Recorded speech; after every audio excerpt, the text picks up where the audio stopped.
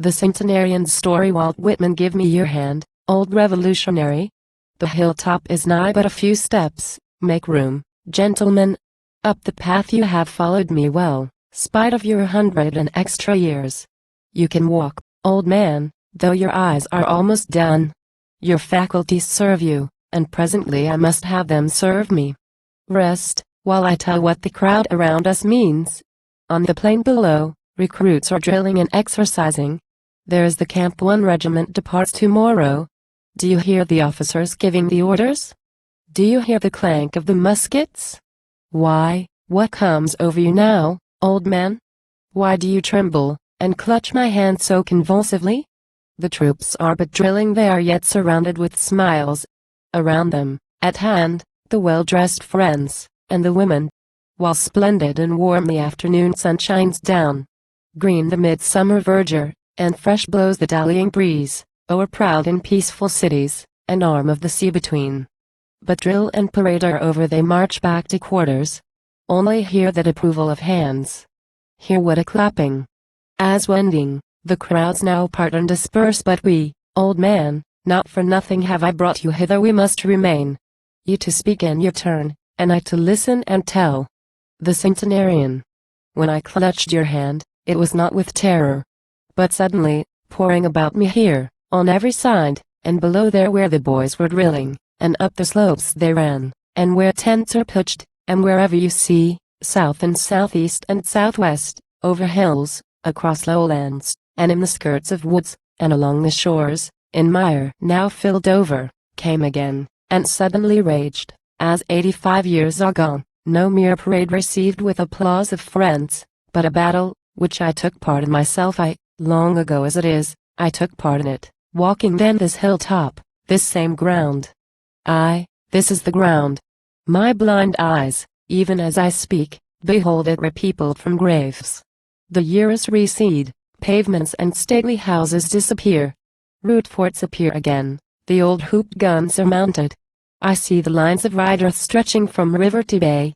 I mark the vista of waters, I mark the uplands and slopes. Here we lay encamped. It was this time in summer also. As I talk, I remember all. I remember the declaration. It was read here. The whole army paraded. It was read to us here. By his staff surrounded, the general stood in the middle. He held up his unsheathed sword. It glittered in the sun in full sight of the army.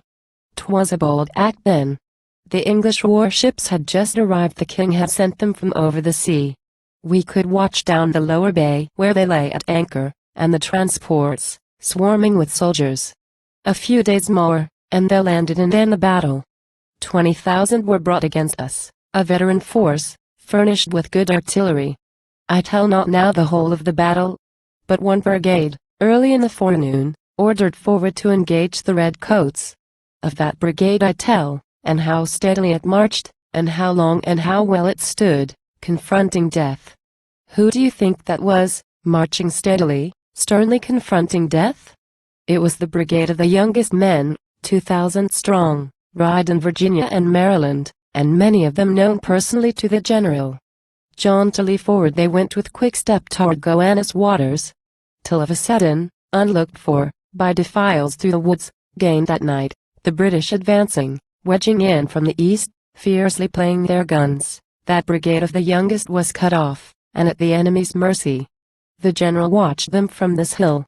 They made repeated desperate attempts to burst their environment, then drew close together, very compact, their flag flying in the middle. But oh, from the hills how the cannon were thinning and thinning them. It sickens me yet, that slaughter. I saw the moisture gather in drops on the face of the general. I saw how he wrung his hands in anguish. Meanwhile the British maneuvered to draw us out for a pitched battle. But we dared not trust the chances of a pitched battle. We fought the fight in detachments. Sallying forth, we fought at several points, but in each the luck was against us. Our foe advancing, steadily getting the best of it, pushed us back to the works on this hill, till we turned, menacing, here, and then he left us. That was the going out of the brigade of the youngest men, 2,000 strong. Few returned, nearly all remain in Brooklyn. That, and here, my general's first battle. No women looking on, nor sunshine to bask in. It did not conclude with applause. Nobody clapped hands here then. But in darkness, in mist, on the ground, under a chill rain, wearied that night we lay, foiled and sullen. While scornfully laughed many an arrogant lord, off against us encamped, quiet within hearing, feasting, clinking wine glasses together over their victory.